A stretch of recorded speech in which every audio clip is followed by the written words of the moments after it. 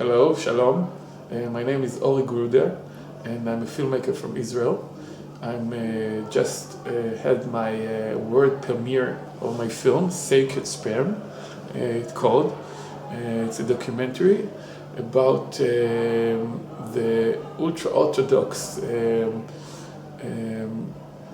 sexuality, Ultra Orthodox Jewish sexuality. And it's very interesting because nobody talked about it before. It's a film that went very deep into one of the most taboos in the Judaism, and we are I'm very excited to be here in Raindance because they are very brave to have the film here and had us for the world premiere. So anyway, the film is dealing with the concept of not letting your sperm out just to have children. In Judaism, you're not allowed to masturbate, you're not allowed to use condoms, you're not allowed to do anything that take your sperm out, and it's for our Torah. Our, Bible, it's the most important convent there is, and it's also the most difficult one to keep, because it's against the human nature. That's for sure. Now, I didn't see the film, but I read a little bit about it. So the impression I got was that the idea was that you don't want to waste the potential for life, but I might well have got that wrong. So could you explain, because it's actually not an unusual tradition in spirituality. Mm-hmm. Definitely the Taoists have a whole tradition. Mm-hmm. So it's not that you don't have sex, it's that you don't ejaculate, it doesn't go out of your body, it gets recycled. Now for their reason, it seems to be to do with conserving your chi, your life force. But what's, and it's also in quite a few other traditions, I think, but what is the reasoning behind it in the Judaic faith? In Judaism, it's not to keep the sperm in, to keep the energy, it's to put it just in the wife that you married. And you should take your sperm out only for bringing children.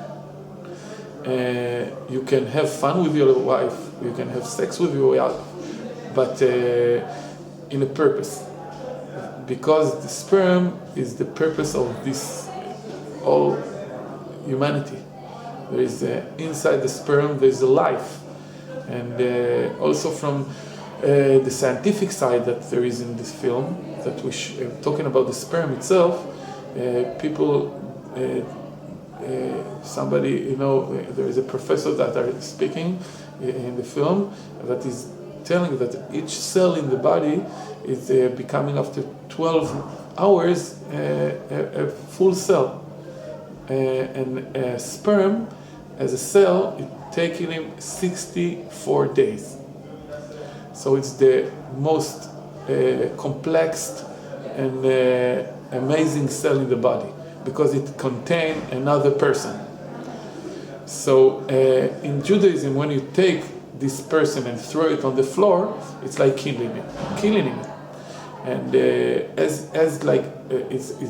you have to try to take your sperm and making children with it. And that's the reason we are keeping the sperm sacred. But the film is talking also about the problems with that, because it's not easy, especially to youngsters. Because the person who have a wife, it's easily for him. But what about the children that are growing up from 13 and up? There were all the lust, everything is going up. What can they do? They're not allowed to take it out. They're not allowed to masturbate.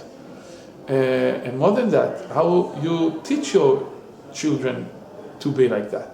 That's the the film is showing that for the first time, rabbis, teachers, therapists, parents talking about that period of time when the kid is growing up till he getting married, and the film is dealing with this kind of the conflicts and the problems and the solutions that there is in Judaism for that. I agree that it's a very good and brave thing to use film to talk about issues that are kind of taboo and that people can't normally talk about, because it creates a sort of unity. People can see, I'm not the only one with this problem. So I applaud you for doing a film on this subject. I didn't actually know that was part of Judaism. I've come across it, in other ways. I'm getting a bit technical here, but I have to ask because I'm interested. In the traditions I've come across where that's part of the tradition, just the conservation, they teach practices to recycle, to be able to have orgasm but without ejaculating, where you recycle, but you don't not have sex and you don't have sexual pleasure. Now, is it like that, or is it that you actually don't go there at all? No, there is in the film that the rabbis explain young people that are going to be married as the first time they're going to do it at the age of 18, 19. And there is, they explain them what to do, because before that they didn't do anything. They were totally virgin, totally didn't touch women, and they teaching them to make their wife happy, and that's the most important thing when you with your wife, and then about yourself. And this is the united in Hebrew. To be with your wife in the Bible language, it's called to be united with your wife, to be one.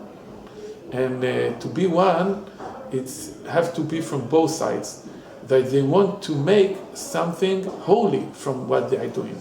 And this is the most difficult thing on earth, because the most powerful how do you say it? Thing in the person's body is to go to enjoy this, and you easily forget for what purpose is it. And Judaism tried to make you on the line that you can enjoy, you must enjoy, but think about the spiritual doing that, what you're doing, because the sperm is that you're going to take out in a couple of seconds have a purpose. It's not just taking out and throw it on the floor. It's just you have to think about it. And also in the film we're speaking about the Kabbalistic side, that the Sefer HaZohar said that the sperm is not from the testicles, is not going up from the man's testicles. It's starting from the mind. When the man is starting to think about what to start the sperm, so the sperm goes down from here all over the body down, and then it becomes a sperm, like a physical sperm, just after a while. But in the beginning it was only a thought, and a thought is spiritual. So that's the way of the Zohar said that. That's also the reason when it's going down the whole spine down and go out, it collects information from all the body. So that's the reason the men are shaking with all the body, from head to toe, when they are jerking the sperm, because it's taking information from all the body, and people don't know it. They don't know why they feel the feeling when the sperm is out, but the feeling is like your whole life, your life inside of you are going out now, and that's the Zohar.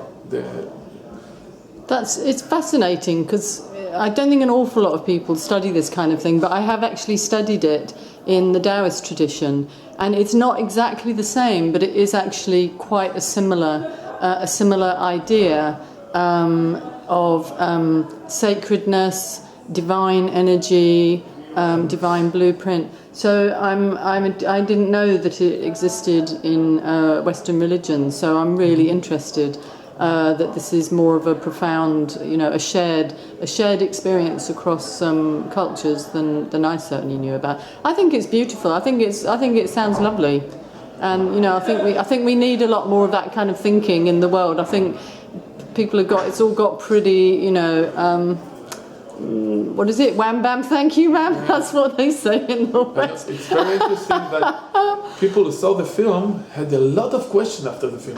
The Q&A was long, Everybody wanted to talk about it, asking me, have things to say. It was very interesting. But Mr. Dan Golan, that is from the Israeli embassy, that invited me here, he told me, listen, I saw the film, and for my sake, you put down a lot of walls that was, for me, in front of the Jewish, Hasidic community, because I didn't know a lot of things that now I know, and I know that knowledge and films, because films can go to a deeper side of knowledge. It's knowledge with feeling, and then it goes in. Because when you read it on the paper, or an article, or even a book, it goes inside of you, but not as you get it from films. So you can bring information and then combine it together with sensitivity, like with feelings, to let people feel, and then every hate or everything that they felt before are going down, and then they say, wow, I didn't know that, and then and also I felt you. It's two things. I didn't know that, and I had the feeling, and together, like it's you can start having a conversation, peace, love between people that don't have to be the same. They can be very different, but understand each other. And also, I felt you. If you're gonna feel me and know that I'm a person and have feelings, everything will be like alright, like what Marley said. Yeah, I completely agree. Yeah.